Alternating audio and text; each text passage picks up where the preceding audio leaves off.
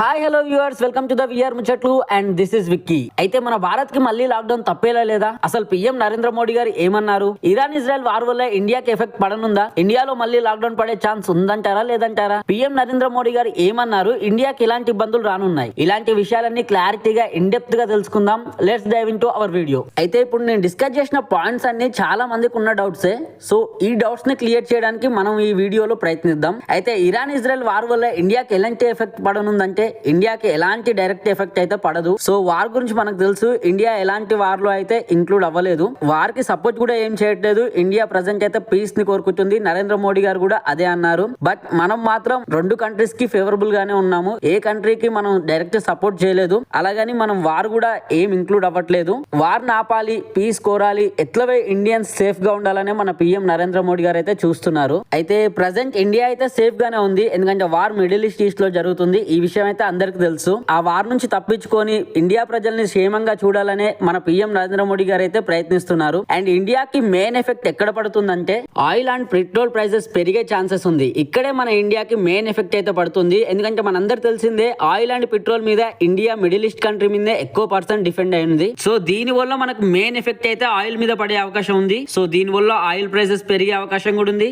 Already మనం face చేస్తున్నాం. Petrol and gas దొరకట్లేదు, ఎల్పిజి అయితే. సో అలాగే స్ట్రైట్ ఆఫ్ హార్మోస్ క్లోజ్ అయ్యే అవకాశం కూడా ఉంది. అది క్లోజ్ అయితే మనకు ఫ్యూయల్ షార్టేజ్ అయితే చాలా పెరిగిపోతుంది. ఫ్యూయల్ షార్టేజ్ పెరగడం వల్ల దాని వల్ల ప్రైసెస్ కూడా ఇంక్రీజ్ అయ్యే అవకాశం ఉంది. ఆల్రెడీ ఆయిల్ ప్రైసెస్ పెరిగే సిగ్నల్స్ అయితే వస్తున్నాయి, మనం అందరం చూసిందే. సో వీలైనంత వరకు మీ బండ్లు అయితే ఫుల్ ట్యాంక్ చేయించుకోండి అండ్ ఆయిల్ కూడా కొనిపెట్టుకోండి. అండ్ ఎల్పిజి అంటారా, ఇక ఆటో డ్రైవర్స్ కి తప్పేలా లేదు. ఇప్పటికైతే పర్లేదు, కొంచెం సేపు వెయిట్ చేయించినా సరే అన్ని సౌకర్యాలు అయితే దొరుకుతున్నాయి. బట్ ఫ్యూచర్ లో మనకి ఇంకొంచెం ఇబ్బంది అయ్యే ఛాన్సెస్ అయితే ఉన్నాయి.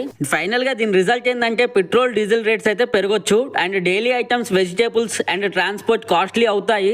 ఎందుకంటే ఆయిల్ వల్ల ఇన్ఫ్లేషన్ అయితే స్టార్ట్ అవుద్ది. సో ఖచ్చితంగా ఇవన్నీ పెరిగే అవకాశాలు అయితే ఉన్నాయి. వంట గ్యాస్ కూడా ఇబ్బంది అవుతుంది. ఆ విషయం అయితే అందరికి తెలిసిందే. బట్ ఇప్పటి వరకు అయితే కొంచెం ఇబ్బంది పడుతున్నప్పటికీ అన్ని అయితే దొరుకుతున్నాయి. బట్ రాను రాను ఇంకా ఇబ్బంది అవ్వచ్చు, దొరకకపోవచ్చు. ఇక ఎకనామీ ఇంపాక్ట్ కూడా అవ్వచ్చు. ఎందుకంటే రాను రాను రూపీ అయితే వీక్ అవ్వచ్చు ఈ వార్ వల్ల. అలాగే ఇన్ఫ్లేషన్ పెరగవచ్చు మనం ఎలాగ అనుకున్నట్టే. అండ్ అలాగే గల్ఫ్ కంట్రీ నుంచి మనీ అనగా రెమిటెడ్స్ అనేది తగ్గొచ్చు. సో దీని వల్ల కూడా ఇండియాకి ఒక ఇంపాక్ట్ అనేది పడుతుందని చెప్పాలి. అండ్ అలాగే గల్ఫ్ కంట్రీస్ లో ఉన్న ఇండియన్స్ కి అయితే చాలా రిస్క్ అని చెప్పాలి. అరౌండ్ 1 crore కంటే ఎక్కువ ఇండియన్స్ గల్ఫ్ కంట్రీలో అయితే ఉన్నారు, పని కోసం వెళ్ళిన వాళ్ళే. బట్ ఈ వార్ వల్ల చాలా ఇబ్బందులు అయితే ఎదుర్కొంటున్నారు. వార్ పెరిగితే వాళ్ళకి సేఫ్టీ ఇష్యూస్ కూడా వస్తుంది. సో వాళ్ళని సేఫ్టీగా ఇండియాకి తీసుకురావడానికి కూడా మన పీఎం నరేంద్ర మోడీ గారు అయితే చాలా కష్టపడుతున్నారు. సో ఎటు తిరిగి ఇండియన్స్ అయితే సేఫ్ గా ఉంచాలనేది మన పీఎం నరేంద్ర మోడీ గారి యొక్క మెయిన్ ఉద్దేశం అని చెప్పాలి. బట్ చూడాలి ఎంతవరకు అవుతుంది అనేది. సో ఖచ్చితంగా ఈ వార్ తగ్గేంత వరకు మన ఇండియన్స్ అయితే జర ఇబ్బంది పడుతున్నారు. గల్ఫ్ కంట్రీస్ లో ఉన్న వాళ్ళు మనం కూడా చూస్తున్నాం సోషల్ మీడియాలో.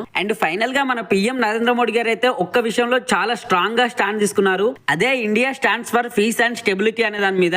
అండ్ అలాగే వార్ అయితే సొల్యూషన్ కాదు, డిప్లొమసీ ఇంపార్టెంట్ అని చెప్పారు. అలాగే ఇండియా న్యూట్రల్ పొజిషన్ లో అయితే ఉంది. ఏ కంట్రీకి వార్ విషయంలో సపోర్ట్ అయితే లేదు, వార్ ఆపాలనే చూస్తుంది. అండ్ అలాగే ఇండియన్ సిటిజన్ సేఫ్టీ కోసమే మన కంట్రీ అయితే ప్రెసెంట్ వర్క్ చేస్తుంది. సో సింపుల్ గా చెప్పాలంటే ఇండియా ఫైట్ లో అయితే జాయిన్ అవ్వడం లేదు, పీస్ కోసమే ట్రై చేస్తుంది. సో వార్ లో జాయిన్ అయ్యే అవకాశం అయితే అస్సలు లేదు. నరేంద్ర మోడీ గారు అయితే ఫుల్ గా సేఫ్టీ కోసమే ఆలోచిస్తున్నారు. అండ్ ఇండియన్ సేఫ్టీ నాకు ముఖ్యం అంటూ ఆయన అయితే చెప్పుకొచ్చారు క్లారిటీగా. కాకపోతే ఇవన్నీ ఇబ్బందులు అవుతున్నాయి కాబట్టి ఇండియన్స్ కొంచెం జాగ్రత్తగా ఉండాలి, అన్ని అవసరాన్ని బట్టి వాడాలి, ఇంతకు ముందు లాగా అనవసరమైన ఖర్చు ఉండొద్దని అయితే సూచించారు. అండ్ అలాగే గ్యాస్ విషయంలో, పెట్రోల్ విషయంలో, అండ్ వెజిటేబుల్స్ అండ్ డైలీ మనం ఇంట్లో వాడే సరుకుల విషయంలో కొంచెం జాగ్రత్త వహించండి. ఎందుకంటే ఇంకా వార్ కొనసాగుతూనే ఉంది. సో ఖచ్చితంగా అన్ని రేట్లు పెరగొచ్చు అండ్ ఫ్యూచర్ లో దొరకకపోవచ్చు కూడా. సో ఆ విషయంలో మాత్రం జాగ్రత్త ఉండవని అయితే చెప్తున్నారు. ఇక ఇండియాలో లాక్డౌన్ వస్తుందంటే స్ట్రేట్ ఆన్సర్ వచ్చేసి అయితే ప్రజెంట్ సిచ్యువేషన్ లో అయితే నో అని చెప్పాలి. లాక్డౌన్ అండ్ కర్ఫ్యూ విధించే అవకాశం అయితే లేదు. పాండమిక్ సిచ్యువేషన్ లో ఉన్నట్టయితే అలాగైతే లేదు. ఇండియా అయితే ప్రజెంట్ సేఫ్టీ గానే ఉంది. సో లాక్డౌన్ అయితే పడే అవకాశం అయితే లేదు.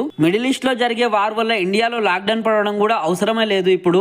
అయితే గవర్నమెంట్ ఎక్కడ కూడా లాక్డౌన్ అని అయితే అనౌన్స్ చేయలేదు. కాకపోతే సోషల్ మీడియాలో బాగా స్ప్రెడ్ అవుతుంది. సో ఖచ్చితంగా అది నమ్మకండి. ఇప్పుడున్న సిచ్యువేషన్ లో ఇండియాకి లాక్డౌన్ అసలు అవసరమే లేదు. మనమే కొంచెం ఖర్చులు తగ్గించుకొని అన్ని జాగ్రత్తగా వాడుకుంటే సరిపోద్ది. ఇంకో 1 month లో సిచ్యువేషన్ మొత్తం హ్యాండిల్ అయితే అయిపోతుంది. అయితే వారు ఇలాగే కొనసాగడం వల్ల ఫ్యూచర్ లో ఏం జరుగుతుందంటే ఫ్యూయల్ అయితే షార్టేజ్ అవుతుంది ఖచ్చితంగా. కాకపోతే ఫ్యూయల్ షార్టేజ్ వల్ల ఇంపాక్ట్ అయితే పడుతుంది, కానీ మనం కొంచెం జాగ్రత్తగా వాడుకుంటే అది కూడా తప్పించవచ్చు. అండ్ అలాగే ప్రైజెస్ ఇంక్రీజ్ అయ్యే అవకాశం అవుతుంది. అండ్ అలాగే ఫ్లైట్స్ ఇంపాక్ట్ డిలే అయ్యే అవకాశం కూడా ఉంది. సో ఇవన్నీ పెరిగే అవకాశం అవుతుంది, చూసి వాడండి. అండ్ అలాగే స్కూల్స్, కాలేజెస్ అయితే క్లోజ్ అయ్యే అవకాశం అయితే అస్సలు లేదు. కర్ఫ్యూ గానీ లాక్డౌన్ గానీ ఎలాంటి విధించబడవు. అండ్ అలాగే ఇలాంటి ఛాన్సెస్ కూడా చాలా తక్కువగా ఉన్నాయి. ఇప్పటి వరకు అయితే ఇవి అవసరం లేదు. బట్ ఫ్యూచర్ లో దీని ఇంపాక్ట్ చాలా పెద్దగా ఉంటే ఖచ్చితంగా పడుతుండొచ్చు. అండ్ గవర్నమెంట్ అయితే ఆల్రెడీ ఎమర్జెన్సీ మీటింగ్ కండక్ట్ చేస్తుంది. అండ్ ఆయిల్ రిజర్వ్స్ రెడీగా పెట్టుకుంది. అండ్ ఎకనామిక్ ప్రొడక్ట్ కూడా చేయడానికి ప్లాన్ చేస్తుంది. సో ఇండియా అయితే రెడీగా ఉంది. వార్ విషయంలో ఏ మాత్రం తగ్గడం లేదు. ఇండియన్ సిటిజన్స్ యొక్క సేఫ్టీనే ఫస్ట్ ప్రియారిటీగా మన పిఎం నరేంద్ర మోడీ గారు అయితే అన్ని ప్లాన్స్ అయితే చేస్తున్నారు. సో కాకపోతే మన జాగ్రత్తలో మనం ఉండాలి కాబట్టి సిచ్యువేషన్ ఎప్పుడు ఎలాగైనా మారొచ్చు. సో ఖచ్చితంగా వంట గ్యాస్ అనేది రెడీగా పెట్టుకోండి. సో ఎప్పుడైనా పెరగొచ్చు, దొరకకుండా కూడా పోవచ్చు. ఎందుకంటే షార్టేజ్ ఉంది ఆల్రెడీ మనందరూ తెలిసిందే. అండ్ ఆయిల్ ప్యాకెట్స్ కూడా చాలా కొనిపెట్టుకోండి. ఎందుకంటే ఆయిల్స్ పై రేట్ పెరిగే అవకాశం అయితే చాలా ఉంది. మనం చూసాం లాక్డౌన్ లో ఎలా ఇబ్బంది పడడం అనేది.